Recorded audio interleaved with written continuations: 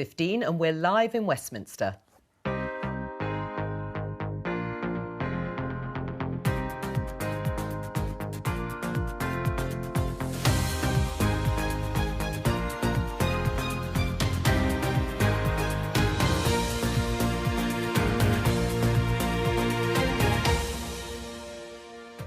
Joining me, Conservative MP Laura Trott, Labour peer Shami Chakrabarti, HuffPost UK's Paul Waugh, soon to move to the Eye, and the director of the centre-right think tank, the Centre for Policy Studies, Robert Colville.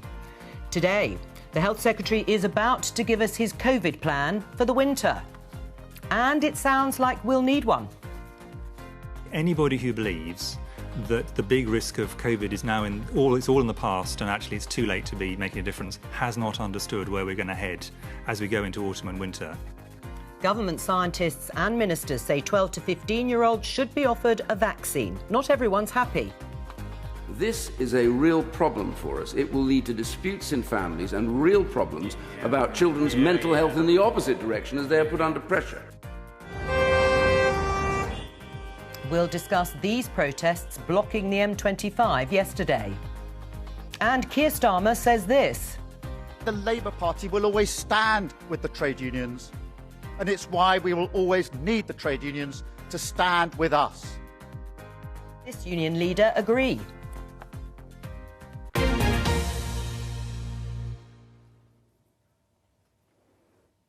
Hello and welcome. Let's start with this story that's headlined in the Times newspaper. Officers on jet skis will force migrant boats to turn back in the Channel.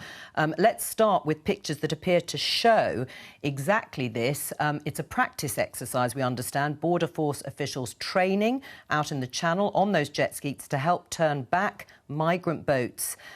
It appears it follows the Home Secretary's announcement last week, which did authorise the Border Force to push back migrant boats leaving France across the Channel and heading for the UK coast. Now, we contacted the Home Office for a response, and they have said we are seeing an unacceptable rise in dangerous and unnecessary small boat crossings. That's why we continue to explore all options available to bring these numbers down. They then go on to say all operational procedures used at sea comply and are delivered in accordance with domestic and international law. Starting with you, Shami, do you accept that reassurance? No, I certainly don't. The idea that you would try to intercept small boats in the English... It's the sort of anti-Dunkirk spirit, isn't it? You know, Dunkirk was once part of the national myth, that great rescue via little boats. That was Britain's defiance of Hitler. The Refugee Convention was the world's response after World War II, and now we're doing that. That's a breach of the Refugee Convention and a breach of common decency, and I really hope that you, having shown those pictures today, will make the Home Office think again. So a breach of Refugee Convention and common decency, Laura? I completely refute that. This is about saving and protecting people's lives. I don't think people realise quite how dangerous this crossing is. We've got 1,000 people, vulnerable people, who are being trafficked across one of the most busiest shipping lanes in the world. And we need to do more to address it. And I think looking at safe and legal options to do so is absolutely the right thing to do. No, absolutely. So we need safe routes. So for example, Lib Dem peer Sarah Ludford tabled a bill in the House of Lords last week to allow refugee children to bring parents and siblings over as a safe family reunion. That's a safe route in. The government at the moment is opposing that bill. But to actually use jet skis in the water is potentially to sink a small boat. So I completely agree with Laura that we should be looking at safe routes so as not to feed human trafficking. But once a dinghy is in the English Channel, to turn it away, it breaches the convention, the principle of non-refoulement, but it's also going to sink Does it break the other boat. laws? I mean, the Home Office, just taking their statement, they say it's in accordance with domestic and international law. Well, it's not in accordance with international law if it breaches the Refugee Convention, and it's not in accordance with domestic criminal law if you're going to sink the boat and potentially put those lives at risk. I think what we need to do is put the emphasis on safe and legal routes. Between 2015 and 2019, the UK resettled more than 25,000 refugees, which is more than any other country in Europe. You know, we do our part in making sure that people can get over here safely, but we must not allow people to make this very dangerous crossing, which comes at the expense of, you know, human traffickers, as you've acknowledged. I agree. And I think that all the safe and legal options we can take to try and stop that are very important. I don't believe this is about turning them back. This is turning them back. Well, I talk to people who know. I don't sail. I don't know a lot about sailing myself, but I've spoken to people who know a bit about the water, and they say to use interventions like that in relation to a small boat could be really dangerous. Do you accept that it could be dangerous? Well, I think this is why it's being looked at, to make sure that it isn't dangerous. And if it is dangerous, then it won't be used. All right, let's talk to Robert and Paul. We're showing now pictures of the crossings, being made by migrants in a boat here. 163 arrived, that's migrants, not boats, arrived on the Kent coast yesterday, probably while that exercise was happening out in the Channel. Paul, is it a valid way of trying to get control of this issue? Well, I suspect you've already seen a preview of the legal problems. Lawyers will be all over that footage because it suggests to some of them that it is an unsafe practice. Others will say, actually, it's not about sinking, it's about pushing back. I just suspect that the government won't be unhappy at this footage for two reasons. One, it feeds into its narrative that actually this is what the public want. And I remember last week when Number 10 said this is what the public want, there was a huge blowback on Twitter from a lot of people saying not in my name. So it's divisive, but the government obviously think it can be popular. The second reason is a deterrent. They obviously want footage like this, and I suspect they'll bring along a TV crew when they actually do implement this policy, just to send the message back to France that actually, if you try this, then we're going to turn you around. Right. Robert, Andrea Leadsom, former Cabinet Minister, was on the programme last week. This was ahead, actually, of the announcement from Priti Patel, saying she was very uncomfortable with the idea of pushback, turning back on humanitarian grounds. What's your response? I think the government's in a tricky situation. It's not just in terms of the tactics they use, but the relationship with the French, which is a key thing here. Ultimately, this problem can only be solved on the French side. And there's a suspicion in government that the French have been quite happy to see people, leaving the beaches, and once they're in British waters, they're Britain's problem. The issue is, of course, that the French will be extremely annoyed, if we start pushing the boats back into their waters and make them their problem. But ultimately, Laura's right. This is an incredibly dangerous crossing. The last time I looked at the statistics, most of those making this crossing were economically active young men. These are not, the poor, huddled and destitute so much. These are people who are, making a rational decision to try and get into Britain when they've already passed through numerous other safe countries on their way from their homelands. All right, we're going to talk about COVID plans, because I said in the headlines that that's going to be announced by Sajid Javid in the House of Commons shortly, and the Prime Minister later on this afternoon. Let me just show you front pages, because this is the sort of front line of defence against COVID that the government is outlining. In The Sun, the front page says jabs blitz. All 12 to 15-year-olds to be offered a vaccine, all over 50s to have Pfizer booster by Christmas. And this is The Guardian's take. Booster jabs for over 50s as Number 10 accelerates vaccine programme. Now, that has been outlined by Jonathan Van Tam, the Deputy Chief Medical Officer, in the last half an hour or so on those boosters. Let's take a listen. I don't know if many of you are used to kind of crawling into small tents on mountainsides, but if you do so, and there's a storm blowing, going to come up in the night, it's better to put some extra guy ropes on there and then than it is to wait until it's the middle of the night, it's howling with wind and rain, and you've then got to get out your tent and make your tent secure. And by the time you crawl back in, you're soaking wet. So it's better to be preemptive and to be prepared and plan for the worst possibilities. A typically vivid metaphor there from Jonathan Van Tam when talking about plans for those booster jabs. Now, they're probably pretty uncontroversial. What is more controversial is this idea of vaccinating 12 to 15-year-olds. Now, there are a number of Conservative MPs who have expressed concern. Let's get a flavour of that. I am not comfortable with vaccinating teenagers to prevent educational disruption. Half of children have already had coronavirus and are very unlikely to get it again. So does the Minister really believe that vaccinating 3 million children to prevent an average of 4 days off school or less is really reasonable? I really disapprove of it incredibly strongly, and I just wonder what we can do in the future to make sure that this kind of thing doesn't happen again, because I just really firmly believe that this is a very dark day for our country. Paul, how difficult a message is this going to be to sell to people, to parents particularly, when it's been made clear that the health benefits are probably marginal for young teenagers? I think in some ways it will all come down to how much the public trusts the medics like Jonathan Van Tam, like Chris Whitty. And there is a huge well of trust on behalf of the public towards those figures, as opposed to necessarily ministers. And if you've got Chris Whitty saying, as he did yesterday, COVID is not a benign disease. It's not a benign virus. And he was pointing out, actually, there are obviously long COVID problems if you catch it. But more importantly, the whole point about a vaccination program is to prevent the worst.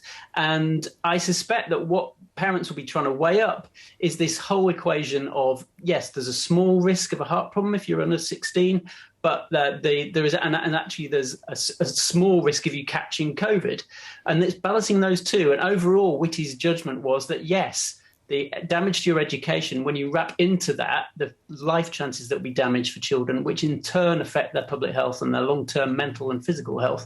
The overall package is a case that I think a lot of parents would go with, for the simple reason that school vaccinations are actually quite common for parents. They're used to making these calculations. On flu, no one makes these arguments when it comes to how competent a parent or a child is to make the decision. So I think the government will just be hoping that the comms will be consistent, but they won't be consistent if you get lots of high-profile figures disputing it. Yes, I mean, what would your message be, Laura, to your colleagues who are high-profile, saying that they do have concerns about it, it'll divide families? I think that it's very important, as Paul said, that this has been led through a medical process. This has been a recommendation by the 4 CMOs, and that it's gone through a very rigorous assessment, because we should rightly be very cautious where it comes to vaccinating children. But as Paul said, this is something whereby now it's for parents to decide. There is a process for settling any disputes. And we do know that, as Chris Whitty said, this is of benefit to individual children, and that he wouldn't have been recommending it otherwise. What do you think, Shami? I mean, are you comfortable with the idea of 12, 13-year-olds? I mean, some of them will be able to decide for themselves, of course. I mean, that could lead to strife in families if they're doing it without parental consent. I mean, let's be clear. I'm very comfortable with child vaccination because we vaccinate newborn babies and toddlers and so on. So if the medics... I think Paul's analysis was pretty much spot on. We do trust...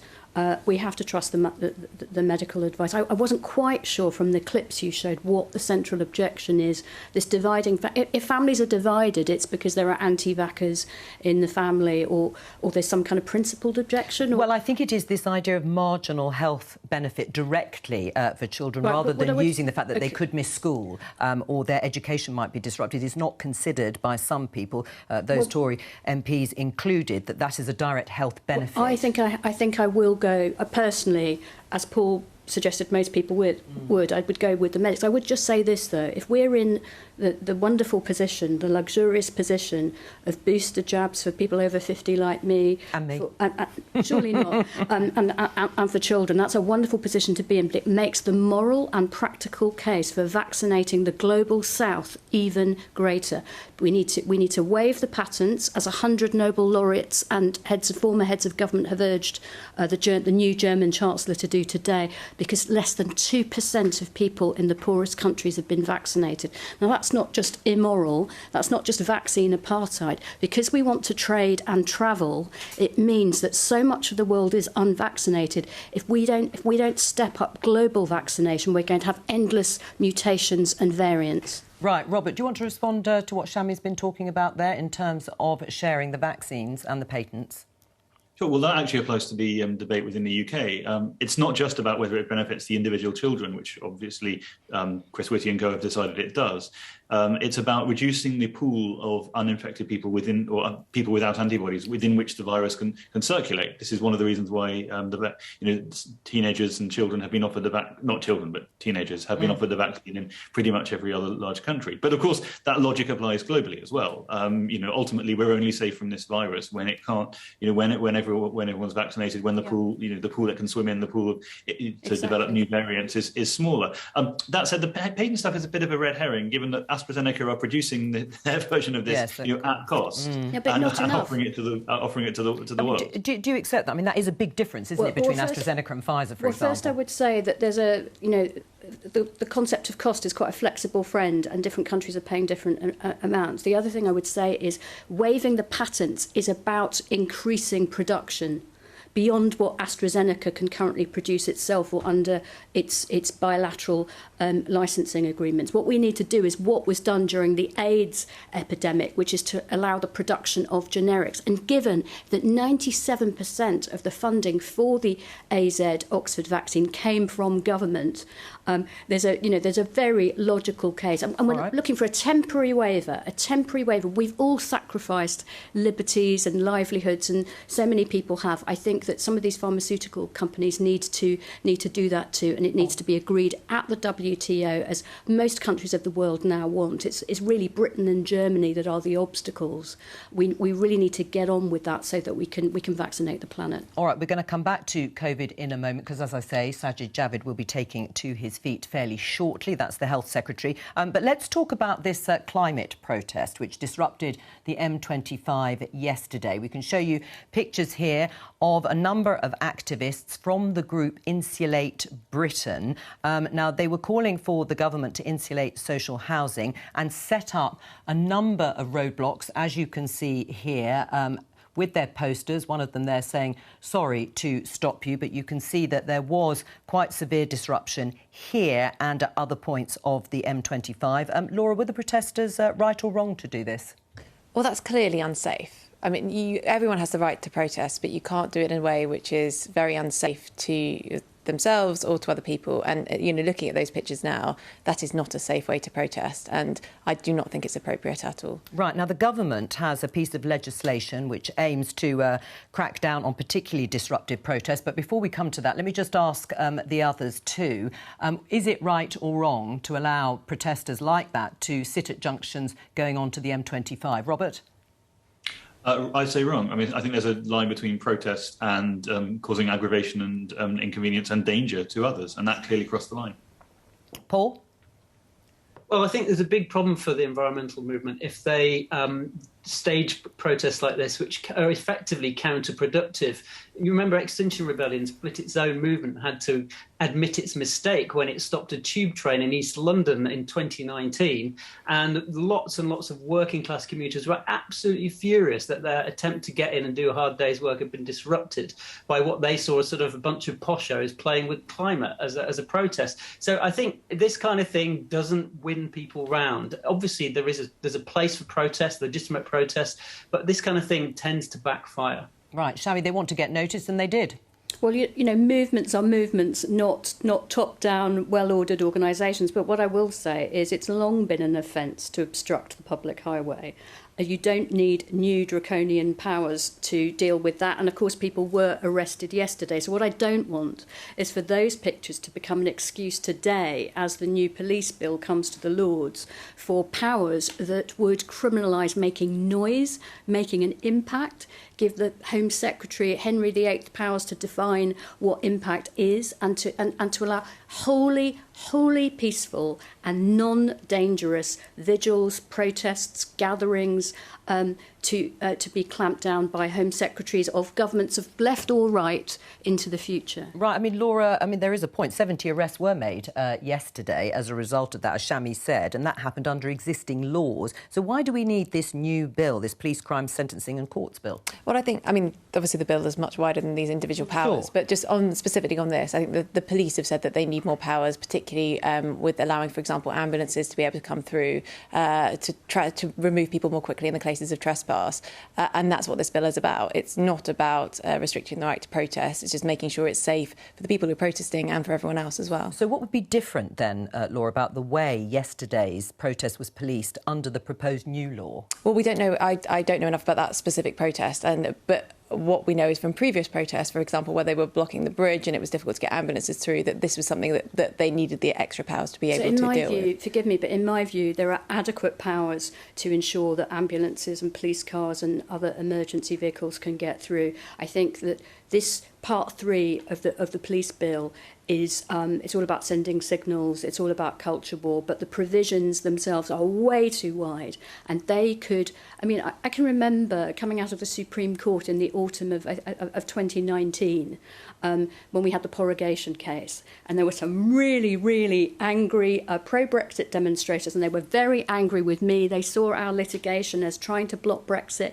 They were loud. They were, sometimes a bit racist. They were not happy with me, but I wouldn't have dreamt of taking away their right to protest. And this bill potentially would. Right. Does it take away, then, in your mind, the right to protest? So that's where I would disagree. Noise, impact. These words are in the bill. Noise, impact. And these are words that should not be in any provision for police powers, any restriction on protest. But the bill also says that noise is not going to be a reason for cancelling a protest. Yeah, the example it gives in the government gives is, if you can make all the noise you want outside Parliament, but if you're making the noise outside a school, that's not in the bill, Robert. That's the kind of issue they're talking about. That's not in the bill, Robert. I'm afraid. Forgive me. I'm a lawyer. I'm not a think tanker. I'm not a journalist. I look at the provisions of the bill. They are way too broad, and they have the potential to be used to criminalise pretty much any peaceful protest that makes the slightest noise or impact in any of our communities. Robert, do the slightest noise, is that the case? Is there the potential for it in the bill? Well, as I'm not a lawyer or a peer, but I would. I don't think that's the intention. I don't think that's going to be the outcome. But that's a different matter. And the stuff about the Home Secretary and Henry VIII powers. These are measures that the police have called for because of problems they were having policing protests, and they're measures that the police will use on an operational level. You're not going to have Priti Patel sitting there in the Home Office, pushing a button to shut up people she doesn't like or send them through a trapdoor. Right. But she's taking Henry VIII powers to define what should and shouldn't be criminalised. That, in my view, is not acceptable. As for the police calling for things, I've been sort of around Home Affairs for long enough I've heard the police calling for compulsory identity cards for people to be locked up for 42 days, 90 days. I've seen the police politicised before. It's always a mistake. It's a mistake for the police themselves who need to get on with communities, including peaceful protesters, and it's a mistake for politicians who sign off these measures and then see them abused and then blame the police on the front line. This is not about blaming the police. This is not about politicising the police. This is saying that we've had protests which have brought London to a standstill, which we know have impeded ambulances. We know have caused huge problems for residents, and saying what powers do you need to make sure that we can move them? Because they were telling us that they didn't have the adequate powers to be able to move them on, and that is what the bill is about. Well, I obviously disagree with what they may have been telling you, but I also think that whatever you perceive the problem to be, these powers are way too broad, and I hope that we can do something about that in the second chamber.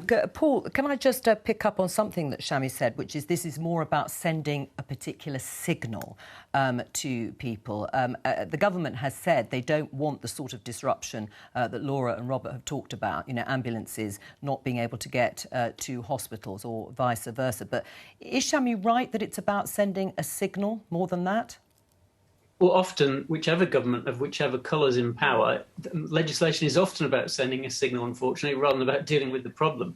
And I think Shami's right that if you look at the nitty-gritty of the legislation, it has to be scrutinised. It will be scrutinised by the Lords, who are packed with lawyers. And I'd be interested to see whether there's any cross-party amendments to this or rejection of it, and whether or not there are people you can't remotely claim a party pre are actually worried that this is too much of a catch-all. Right. When it comes to the catch-all issue, Laura, the word that's used is disproportionate effect on the public. The government says it wants to prevent protests that have a disproportionate effect. What will that mean in practice? Who will judge what's disproportionate? Well, this is something where, the police will produce guidelines around these things to be very clear in terms of how they will be implemented, as is absolutely right.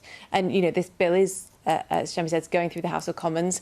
I have a lot of respect for the Lords, and I'm sure they will kind of go through their process and scrutinise this line by line, as is the right. But I think that we need to come back to the fundamental point of the bill, which is that we have protests at the moment that are causing a disproportionate impact on residents, that are causing problems in terms of access, that are causing issues for people in terms of safety, and that we believe these laws are needed to provide the powers to be able to deal with that more effectively. Right, but Robert, aren't protests supposed to be disruptive to a point? And it will come down to interpretation, and the wording will be important, and who judges what is disproportionate. Were yesterday's protests really that bad? Yes, they were disruptive, but were they really that bad? Well, let me give an example. There was an XR protest on the street where I work, which was disruptive. I was trying to work. They were drumming outside. Even worse, there were speeches by people like, all of the great and good, explaining why. It was like artists against extinction or something like that. But it was annoying. It was disruptive, but it was legal, and it was and I didn't have any objection to it. I think it's that category of, as Paul was referring to, people trying to glue themselves to tube trains, ambulances not getting through to hospitals. I mean, it's that kind of thing where it's not only causing inconvenience but danger. Right. Which is more of an issue. But I just want to go back to something Paul said, which I think is actually really interesting on the environment as well, about how counterproductive this kind of approach can be. Because Frank Luntz, the US pollster, did some really interesting work for us at the Centre for Policy Studies. And one of the things he found was that in the UK, climate is genuinely a non-partisan issue. It's in a way that he hadn't found in any other country that he'd done work in. Everyone, across the political spectrum is broadly signed up to the need to do something about this. And the danger is that things like XR effectively politicise that. They turn it into a partisan cause. I was walking past a protest outside Parliament last week, which had, market economics equals planetary destruction. And the more you tell people that they're going to have to be poorer, that they're going to have to rip up their lifestyles, and the more you tell that to the billions of people in the developing world, the less likely they are to support you. But it is their free speech. I mean, I agree with you that I've been a protester for longer than I've been a legislator, and sometimes I will disagree with the productivity of a tactic that's used, but that doesn't mean I have a right to censor those people. And the danger of legislation, like we're going to look at today, is that it is actually censorship on the streets, and that's not very British. There is, of course, a danger of censorship when Extinction Rebellion literally blocks the publication and distribution of newspapers. Absolutely. And I think that's highly counterproductive. I think it was one day, wasn't it, of physical newspapers from a particular Murdoch site, and I think the electronic Times and Sunday Times made it out. Just to be clear, that's terrible. All right, we are going to move on. Interesting, though, this discussion has been, because, as I said, we were going to bring you a little bit of Sajid Javid from the Commons on the government's winter plan. Let's have a listen. This morning, we published the JCVI's advice on a booster programme. They recommended that people who were vaccinated in phase 1, that is, priority groups 1 to 9, should be offered a booster vaccine. That this vaccine should be offered no earlier than 6 months after the completion of the primary vaccine course, and that, as far as possible, the booster programme should be deployed in the same order as phase 1. I can confirm that I have accepted the JCVI's advice and that the NHS is preparing to offer booster doses from next week. Right, I did think we were going to hear a little bit more about the winter plan. That really is underlining what we've already talked about, which is the booster plan for over 50s over the winter. But this afternoon, the Prime Minister will hold a press conference with Chris Whitty and Patrick Vallance. The Prime Minister's mother has died, but he's still going ahead with that press conference. What tools are they going to dispel with, do you think, Paul?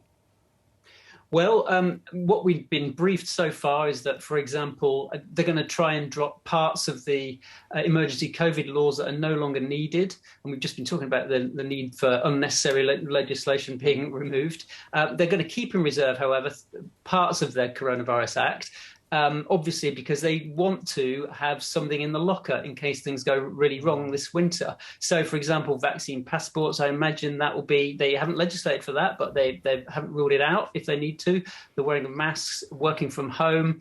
So some things like that they could perhaps mandate. They're going to have as a reserve powers in that so-called toolbox. Obviously, the Public Health Act 1984 is still on the statute book. That gives really sweeping powers anyway. But I think they want to have something to react when they need to. But the key thing I think about COVID this winter, and it's a really difficult balancing act for the government as well as for the medics, which is, coronavirus, if it does resurge this winter, we've obviously got vaccines, which are a massive advantage and difference with last winter. But if it does resurge, if the NHS is put under pressure, we keep talking about a proportionate response and whether that's a graduated response, for example, wearing masks or working from home. But sometimes COVID, the only language it understands is disproportion, overwhelming force. And it may well be that the government find themselves having to do a lockdown that they never wanted to do. And I think if that happens, people will rightly think, well, what have you been doing? What has this approach? Have you had a proper strategy? And let alone the tactics. Right. Well, Laura, can you respond to what Paul's been saying? Because actually the government hasn't ruled out lockdowns in every circumstance. So is it wise to get rid of so many of the tools in the toolbox? Well, I think it's very easy for us sitting here now, with all the progress that we've made on jabs and on treatments, to think that coronavirus has gone away. And I think has been made very, very clear by the medics in the last couple of days that's not the case. So I think we need to plan for the winter. I'm glad that this is coming forward this afternoon. I personally would like to avoid another lockdown. I'm sure everyone watching this would like to too. So I think retaining some measures which we keep in the locker if we need them is very sensible. That said, I do think that we've seen a huge amount of personal responsibility from the British public so far. Actually, when we removed a lot of the restrictions in July, we saw a reduction in contacts overall. And I think that's a testament to people actually being sensible, realising the risk that COVID still poses and behaving accordingly. You're agreeing there. Shami, is the balance right? Will they have enough? I think what Laura may be saying, forgive me if I'm putting words in your mouth, is that we can actually trust people. When we in the studio are not cleverer than the people at home. And I think you found time and again that when it has been obviously necessary because the NHS was not going to cope with the surge in the virus, people did actually support lockdowns. With hindsight, I would say that the first lockdown came too late. Some other measures came too late. Sometimes there's been inconsistency. But looking forward, I think that the government needs to be as clear as it can. It needs to level with people. It shouldn't be promising the earth and saying we will never, ever, ever have another lockdown, given that the winter is always difficult for the NHS because of the weather and flu and so on. And we have to protect the NHS. That so many of your colleagues are wearing masks even around. And that I think is one of the things they are going to keep at their sort of disposal, if you like, and perhaps guidance for working from home. But Paul's point is, should they be junking any of the other parts of the legislation because things can go wrong? No, what I would say, it's not about junking. It's got to be more forensic than that. I would say that the Coronavirus Act was a piece of emergency legislation. It's now 18 months old. It is a good moment to revisit it. There are parts of that act that have only ever been misused by the police in communities, and people have been, subject to wrongful arrest and prosecution. There are things we can, if you like, junk. We can have a new piece of purpose-specific legislation that is better equipped for the circumstances we're now facing. Robert, where are you? Should the government be getting rid of some of the more, as they might see it, draconian parts of the legislation, or keeping them?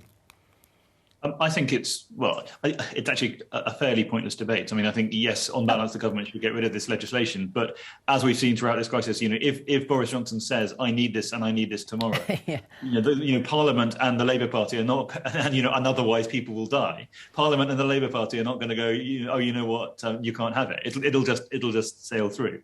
I was really taken by Shami's point, actually, because it's a point I've been making throughout this crisis. Even people who don't generally believe that government has all the answers have ascribed an almost supernatural power to government edicts throughout this crisis, as if, what Boris Johnson says in a press conference, or, the tweaking of the slogan that's in front of him at that press conference, and everyone will just absolutely follow that to the letter. Shami mentioned us being too late to lock down. That may be true, but my experience was that, we were locking down already. People were vanishing from schools. People were staying in their homes. People. I think there's something to respond to risk.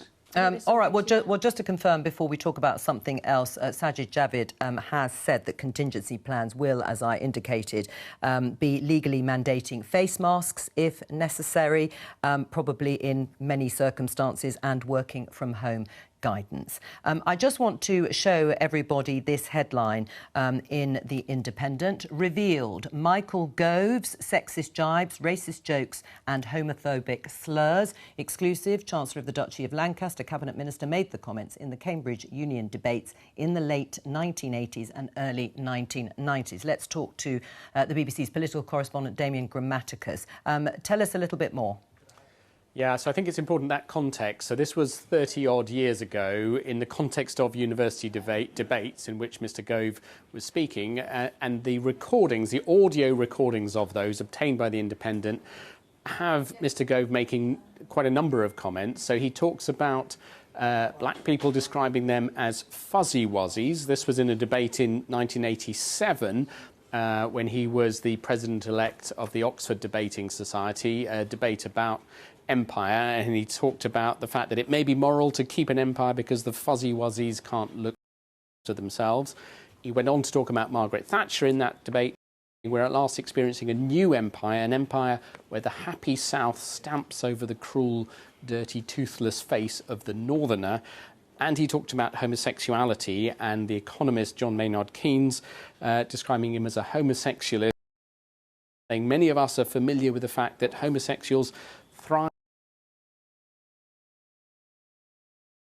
primarily on short-term relationships, and goes on about the possibility of one person having 300 one-night stands in one night. A couple of years later, just after he'd left university, he was actually working as a journalist for the BBC, spoke again at the Cambridge debates, and in that, the president of the Cambridge Union, Lucy Fraser, who's now a minister, was hosting, and he described her in that. He was talking about sex in that, and he said she's done remarkably well, coming as she has done from the back streets and the slums of Leeds. She is the girl who's had everyone. Damien, is there a response from Michael Gove? Not from him himself, but from those close to him, and they say that it's important to point out that these were debates. These are not comments, they say, that reflect Mr Gove's views or reflected his views back then. He was putting a proposition. They say they were designed as jokes. They were never meant to be something that you agreed with necessarily, but that you had to argue in favour of. So they say they do not reflect his own views. Damien Grammaticus, thank you very much. Shami, do you accept that response? I think we need to hear from Michael Gove himself. I listened to the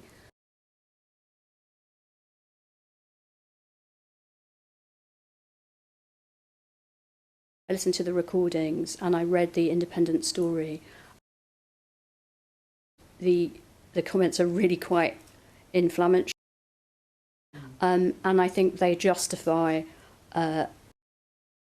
from Mr Gove himself. I'm always a believer in, second chances and rights of reply and people's growth and development in life, but these are very inflammatory comments that were made when he was in his 1990. I was early 20s and reading for the bar, I think, in 1993. I think Michael Gove is a few years older than me. I would just say that the problem is that, of course, they're very similar to remarks that were written and said even by the Prime Minister in the past. That's the problem. But I think Michael Gove really does need to up and reply himself. Laura, would you like to hear from Michael Gove respond to this? I think I need to be careful on this because other than the description that was just given there, I haven't seen the story, I don't know the context. I would say is that we do need to be very careful about people making mistakes in their life before they came into politics. I think that, I did a lot of stupid things when I was younger. I wouldn't like to judge on that now. So I think that we just need to be careful in general about judging people for things that they did 30 years ago. But as I said, I haven't seen of this, and as we said, we haven't had a response from Michael yet.